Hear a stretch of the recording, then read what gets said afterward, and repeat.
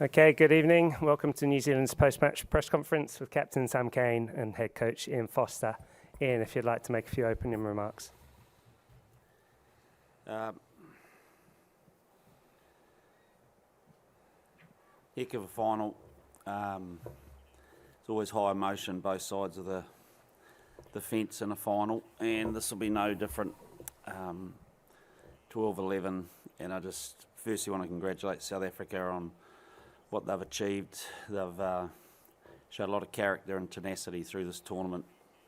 That's 3 close games that they've come out the right side, so they're doing something right. So congratulations to them on a magnificent tournament.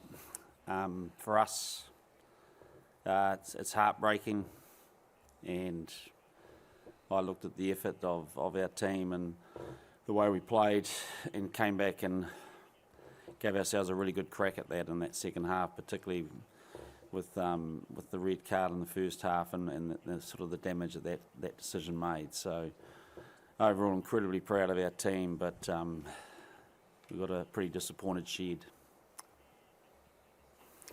Thanks, Ian. If you could please raise your hand clearly for questions. We'll start here on the left. Martin Devlin from New Zealand.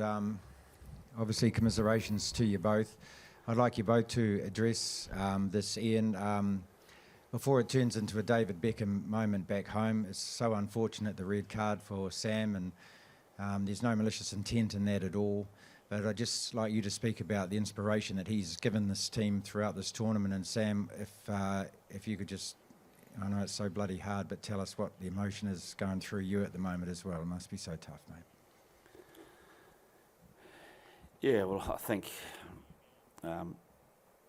we've all seen the way Sam's contributed to the game, to our team behind the scenes, been fantastic, and it's worthy of being captain of the All Blacks, which is a fantastic honour and a privilege, and I think he's carried that magnificently well. I'm incredibly proud of him and proud to coach him, and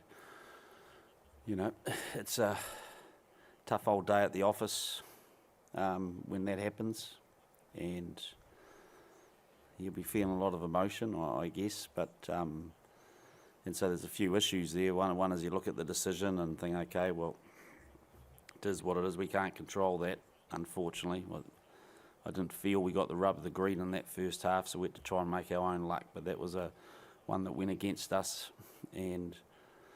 But the second thing is the heart and soul that the team showed afterwards, and to stay in that fight. And I think that's largely due to the spirit of the group and the spirit of the leaders. And even though Sam wasn't on it, he was a big part of that. So hopefully that's answered your question, Marty. Yeah, so just so much hurt right now. It's actually hard to find the words to explain it. But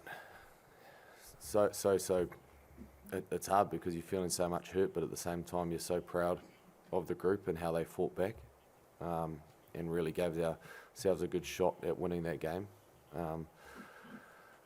So I think it speaks volumes of the group as a whole. They're a fantastic group of men who care so much about playing for the All Blacks. They care so much about making New Zealand proud. So, as Fozzie said, there's a lot of heartbreak in the sheds right now, and it's hard. Thank you. And the next question here in the middle on the left. Raise your hand clearly. Thank you. Microphone, please.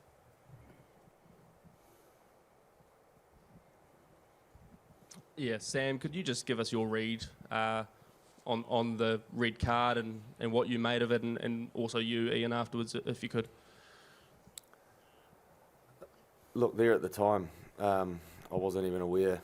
It sort of caught me off guard, the fact that he'd stepped back. But look, we've been at this tournament for 2 months now, and anything around the head has ramifications. And look, I'm not here to discuss whether it's right, wrong, or what happened. Nothing can't be changed, and it's something unfortunately I'm going to have to live with forever. Well, I really don't want the game to be about us talking about red cards. It's it is what it is. It's there'll be plenty of time to analyse that. There didn't seem to be. There was an attempt to wrap. There didn't seem to be a lot of force in the contact. The hit on Artie had a lot of force going into that contact and had a direct contact on the head. So the game's got a few issues it's got to sort out, and that's, I know that's not sour grapes, but it's, you've got two different situations with different variables, and one's a red card, one's a yellow card, and that's the game. Thank you. Next one at the front on the right. Thank you. Ian, Jan de Koning, Rugby 365.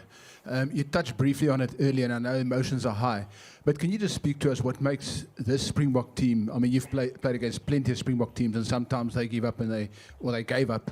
What makes this particular Springbok team so difficult to beat? Well, they just know their game. They're strong. They know their game. Experienced, and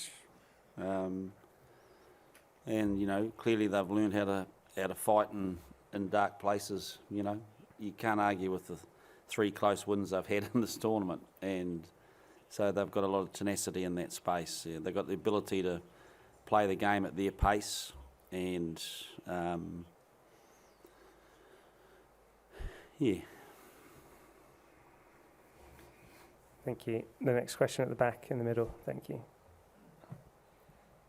Ian up the back.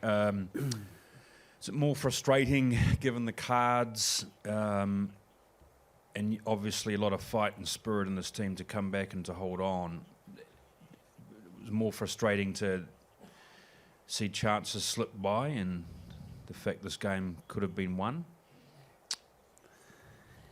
Yeah, I think so. I think it'd be wrong to say we had all the chances. I think they had some chances too, and I think both teams, you know, there was a pressure cooker environment, wasn't there? And you could see players from both teams making a few errors that maybe they wouldn't normally make. So, but to get ourselves back to where we got, score that try, have it disallowed, and then go back and score it again, I thought was pretty cool and got us in the game. And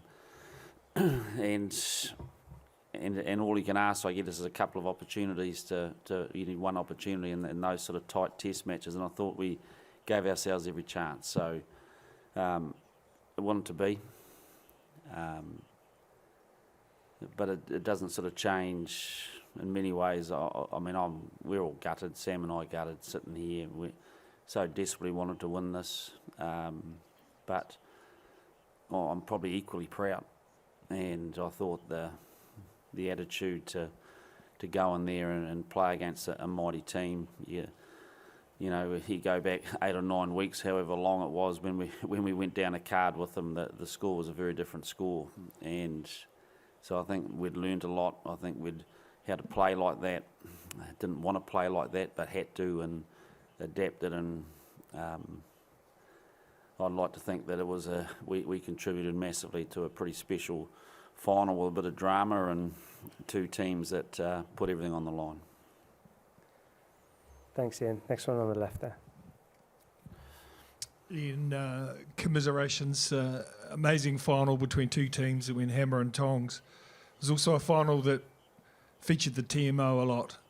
And I know you don't want this to come across as sour grapes, but in your mind, does the TMO have too much of a role, and particularly in big games like this? Yeah, it's probably for the game to decide at some point. It's not tonight. I mean, we got the same behaviour from that TMO that we got in the Irish series last year. Same TMO, so we expected what we got. Thank you. Next question. On the right. Thank you. Ian, there was the lineout was one of the biggest battle on the ground. In the first minutes, you had some issues there.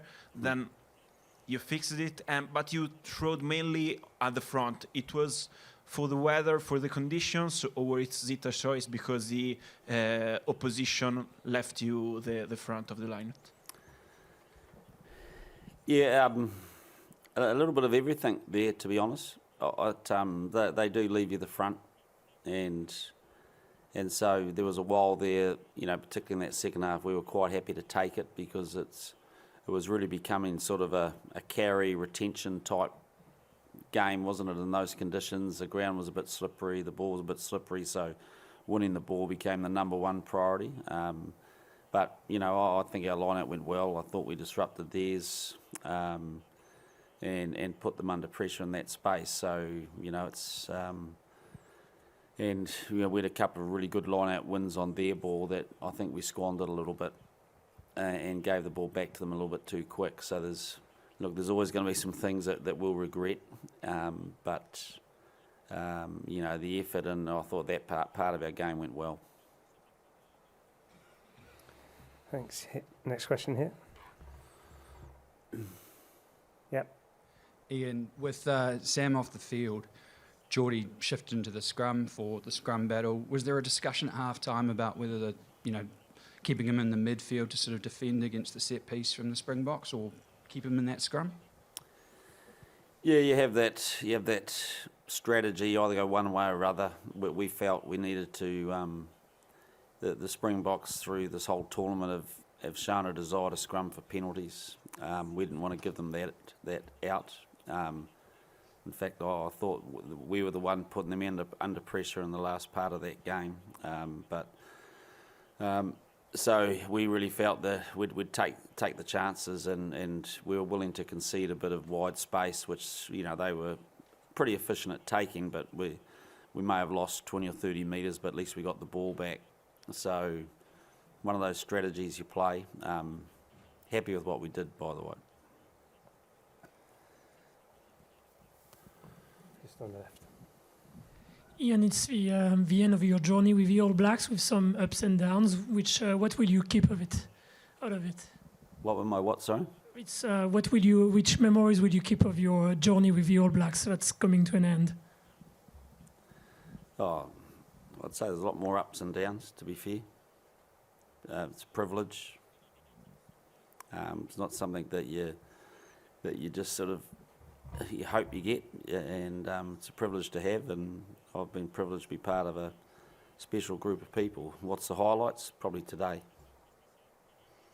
You know, we lost, but what you want as a coach is to get your team on the big stage, and to have your team put their best foot forward. And like I said, didn't get the result. The circumstances we had to adapt to, but couldn't be more proud.